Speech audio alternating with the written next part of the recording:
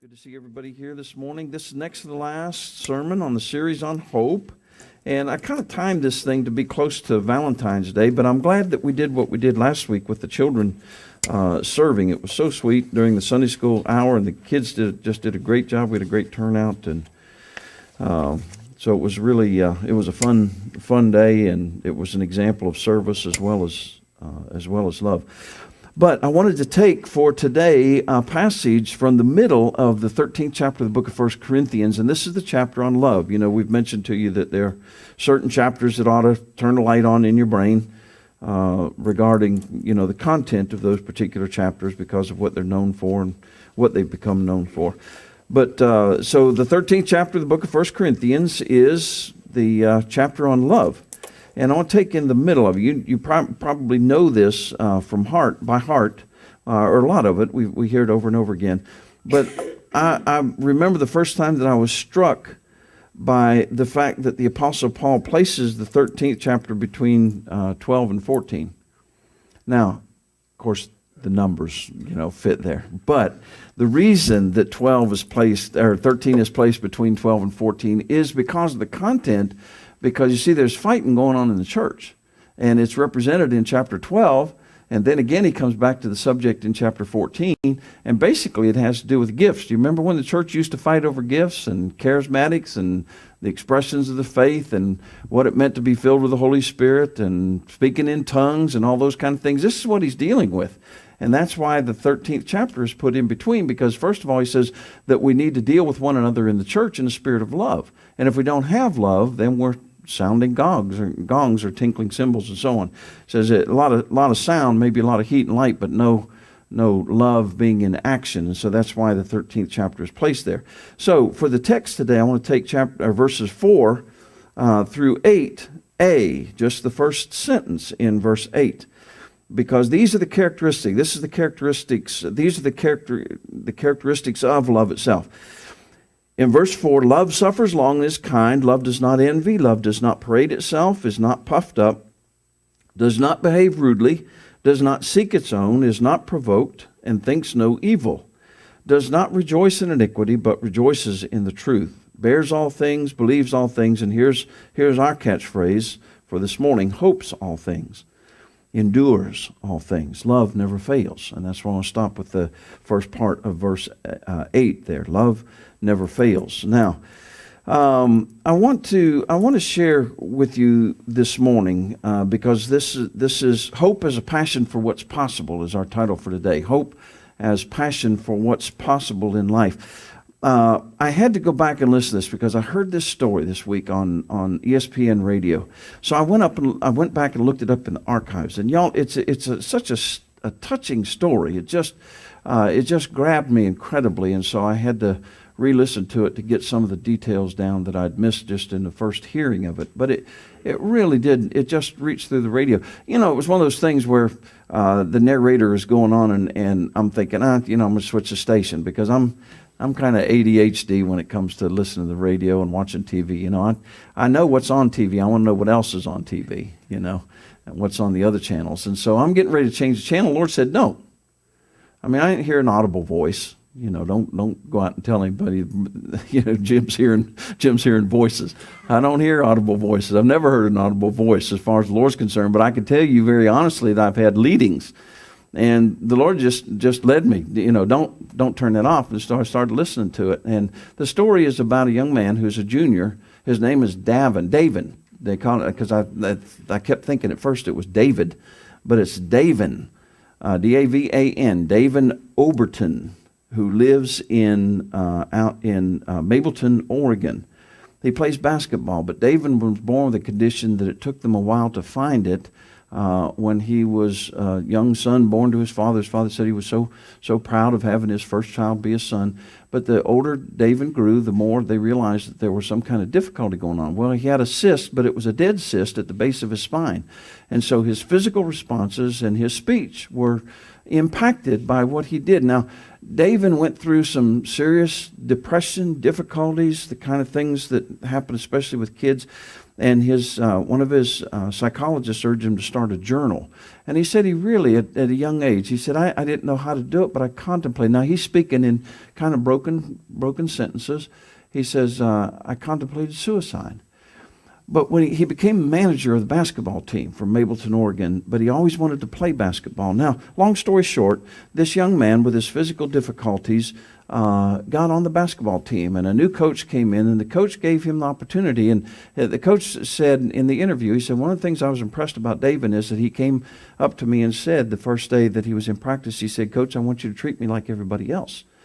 He said, I've got difficulties, and you know that. You know what my difficulties are. But he said, I want you to treat me just like everybody else. Now, the story is that David, with his difficulties as a sophomore 2 years ago, or last year, in 12, got into a basketball game. The home team was comfortably ahead. His team was comfortably ahead. And so the coach put him in. Well, every time the boys brought the ball, just a couple minutes to play in the game, but every time the boys brought the ball down the floor, they passed to him, and David would shoot it up. And he shot 6 times and didn't hit anything for 3-point range. And then the last time, the Mableton, the player that was playing against Mableton, Falls City, I think, something like that, little town, and they were going to lose the game. And the Falls City player came down with a rebound, and he passed it to David, the boy on the opposite team, and David put it up, and the 3-pointer went in. Now, he said in that one moment, his life changed. Now, to go on, because I'm going to come back to something here right now. Last year, in the 13 season, he was the second highest 3-point shooter on the team. He shot 16 3-pointers in the season. And he's going into his senior year this year. But the interviewer says to him, he said, David, he said, what do you risk when you go on the floor? He said, well, I risk letting people see that I'm different and finding out that I'm different and what I deal with, what I'm living with. And he said, you missed your first 6 shots in a row. He said, why did you keep shooting? And this is what he said. And I had to go back and replay it over and over again so that I got it. He said, why do you keep shooting the ball? And he said, hope. Hope.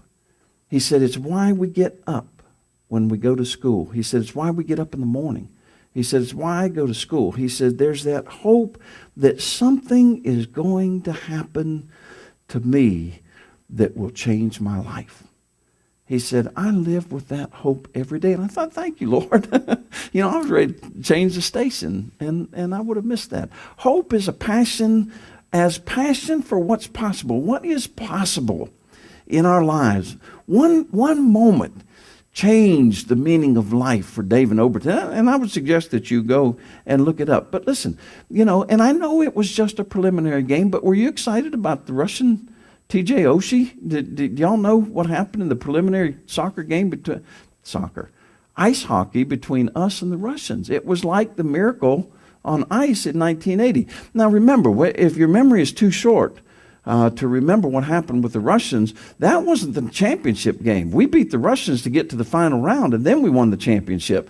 But we had to get past the Russians, and so that was the miracle in ice in 80. This was just a preliminary game yesterday. Everybody's treating it like it was the world championship for the gold medal. It wasn't. But TJ Oshie, here's the thing. This kid who scored these, 27-year-old young man, he was the last one chosen for the team. And he was chosen for his shootout capabilities, which is what they got into yesterday with the Russians. And they won the game. Now, the Russians have said, no big deal. This isn't the medal round and, that kind of thing. So I hope we face them again. Hope we face them again for the gold. But, I have a feeling that those young men went into that game, and everybody was making a big deal out of it. It's kind of like a rematch of the Miracle on Ice in 1980. But the Americans went into that with hope, that this thing, because the Russians are always, they're so awesome. I mean, they grow up, I think they're born with ice skates on their feet. But anyway, they're very, very good at it. So, but anyway, hope is a passion for what's possible. Now, here's the first point that I want you to see this morning. Hope is seeing the unseen. Now, I want to deal with it. Love is the paradigm. Love is the paradigm for everything. And that's why I say this chapter of 1 Corinthians is written to us to describe love, to give us the characteristics of love, to give us love in action. To give us love in action. Now, I want to share, and I've got a couple of illustrations this morning that I want to share with you.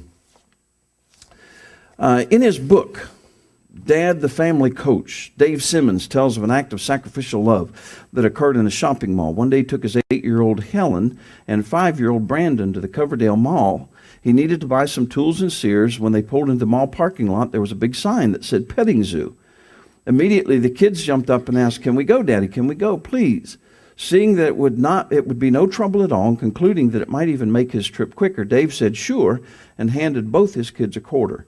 They bolted away as he headed for Sears. A few minutes later, he was making his way down the aisle when he spotted Helen slowly walking up behind him. She looked up at him and said, "Well, Daddy, it cost 50 cents. So I gave Brandon my quarter." And then she said the most beautiful thing of all. She repeated their family motto, "Love is action." What do you think he did? Not what you might think. Dave finished his shopping and then took Helen back to the petting zoo. They stood by the fence watching Brandon go crazy, petting and feeding the animals. Helen stood with her hands in her chin, resting on the fence, just watching. Dave felt the 50 cents in his pocket, almost burning a hole, but he never offered it, and she never asked for it. Helen was following through with the lesson. Love is not just action. Love is sacrificial action. Love always pays a price. Love always costs something. Love is expensive. When you love, benefits accrue to another's account. Love is for you, not for me. Love gives, it doesn't grab. I love that. I love that. I think that is so awesome, because the paradigm that I want to speak from this morning, and the reason I chose this 13th chapter, is love. We're all engaged in some kinds of love. Some are very personal loves that are our spouses. Now, in other relationships, there are loves that are people that we're associated with, relationships that we have, maybe positions that we have, and so on.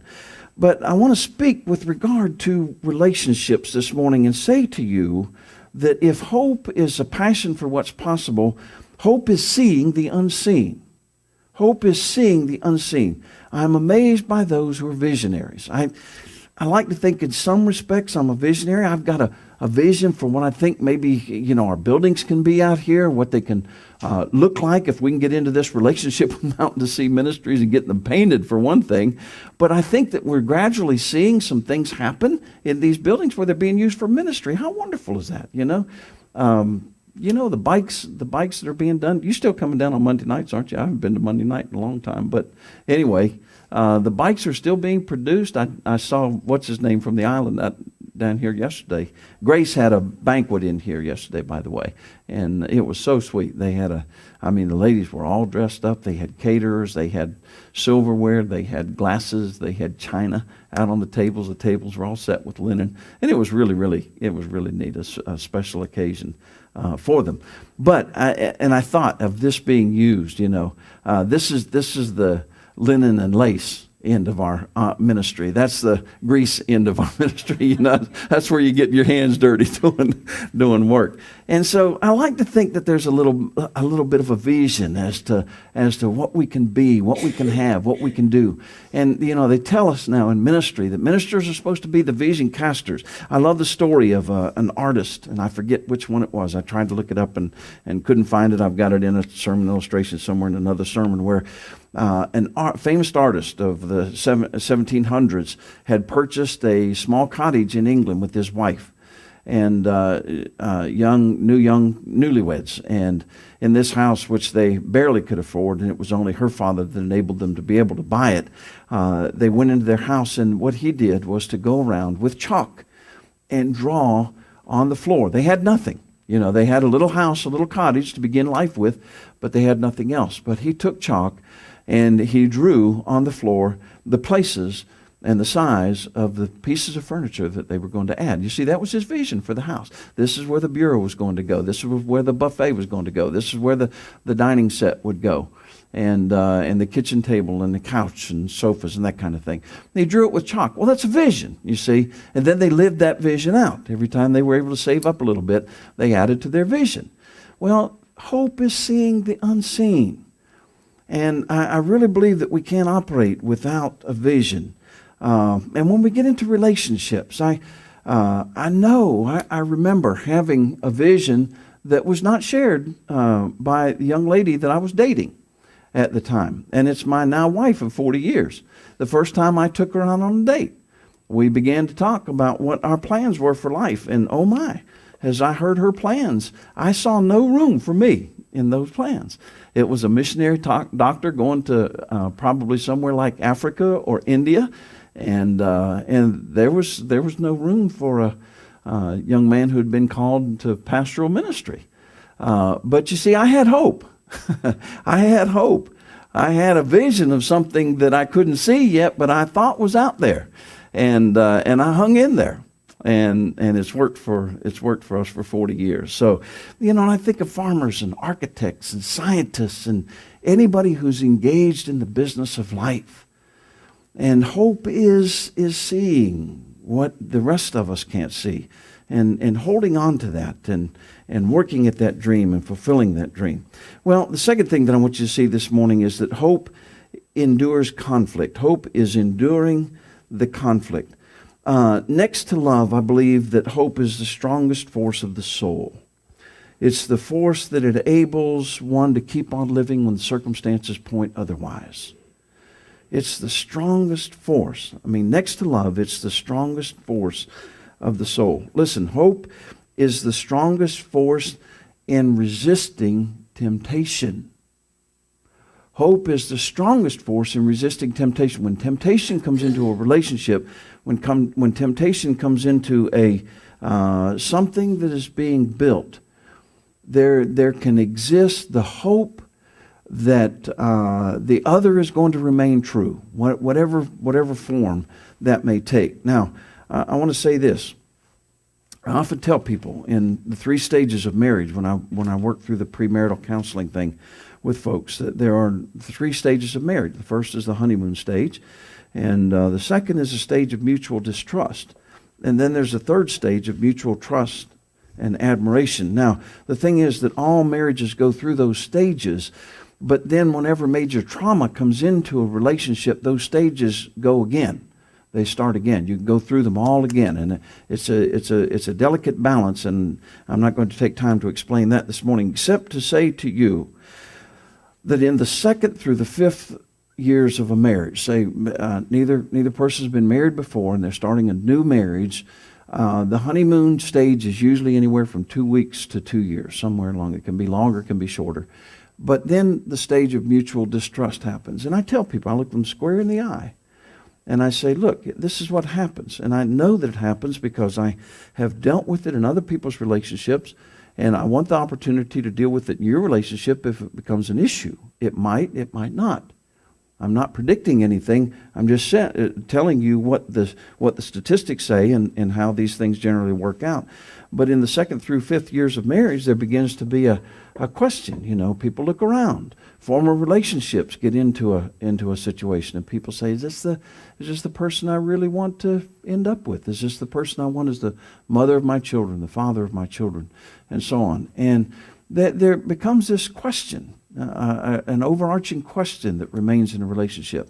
But hope says that nothing else should come between, because we've got something here that we're working on, that we're putting together, and that we're building for the future.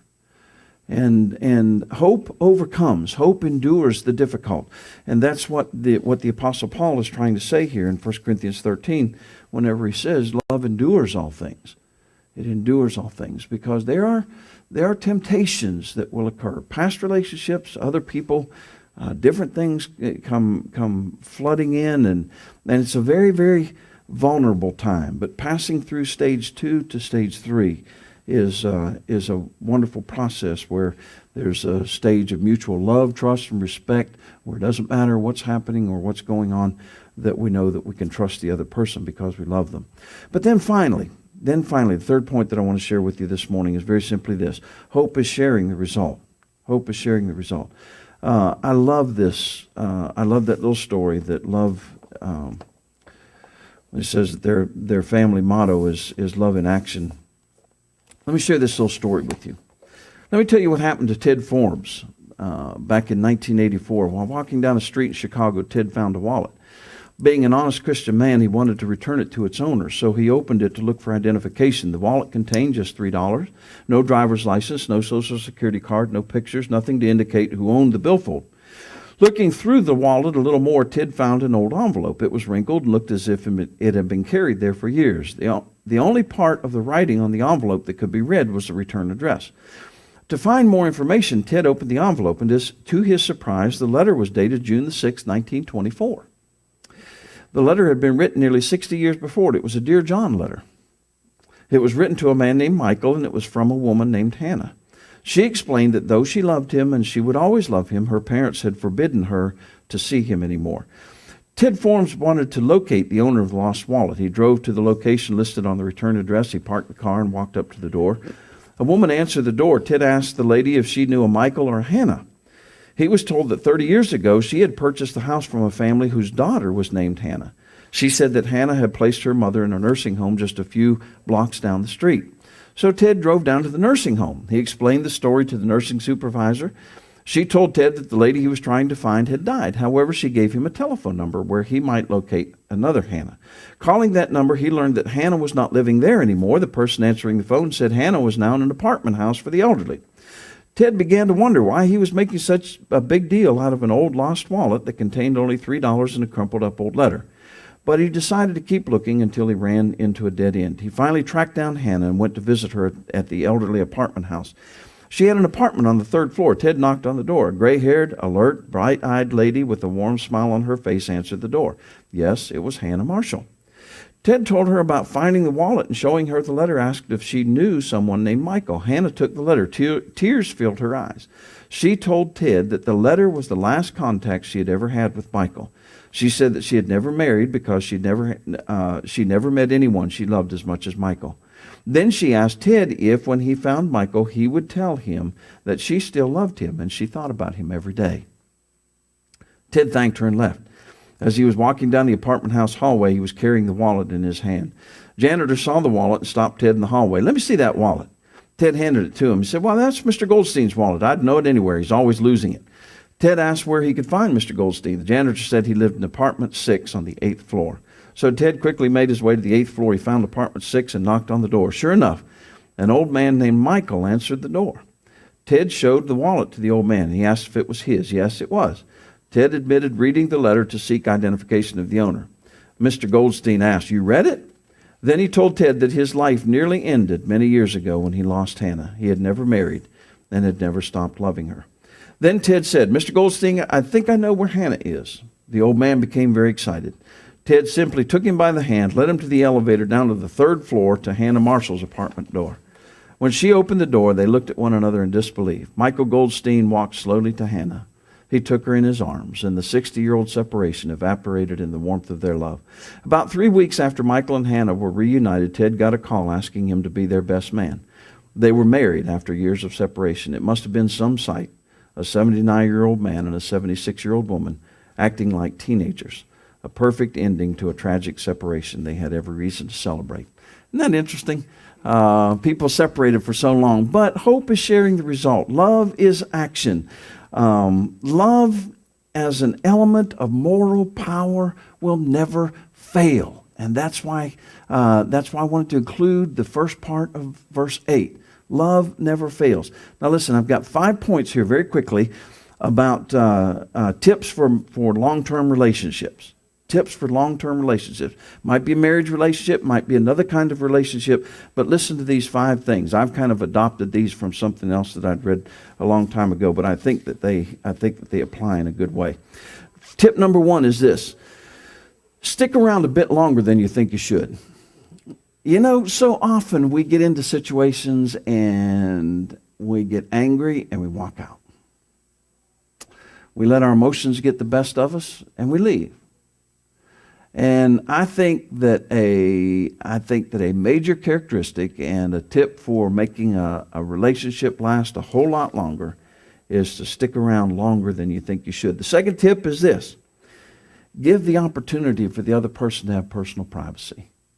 I believe that it's very important in developing that which is unseen, the hope for something that can be beautiful, that there needs to be an opportunity for each to have personal privacy. The third tip is to have deliberate time. Just almost the extreme opposite of that is to make deliberate time together as opposed to only spontaneous time together.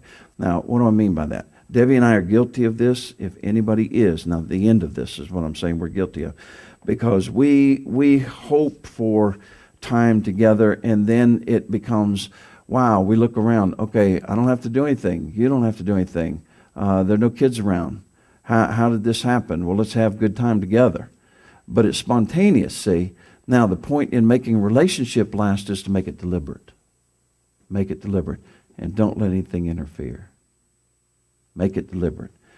The fourth tip for having relationships that last is to understand that feelings are like the tide. Feelings are like the tide. They rise and they fall. They come and they go. There's an ebb and there's a flow. And a long-term relationship is not just based on how I feel right now.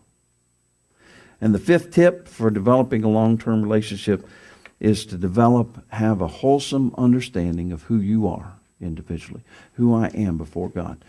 Take those opportunities to be honest and to discuss with somebody else who you are. You know, there's all those people that they say that we are. The person that I think that I am, the person you think I am, the person you think I am, you know, and it goes on and on and on. Take time to get to know and understand yourself and develop a long-term relationship. So, hope as a passion for what's possible. Hope is seeing the unseen. Keep out there before you the hope that you have for developing something into something beautiful. Hope is enduring the difficult. Anything that is worth bringing into this life, anything that is worth growing, anything that is worth owning is going to have its difficulties attached to it, and it's worth it. And then finally, hope is sharing the result.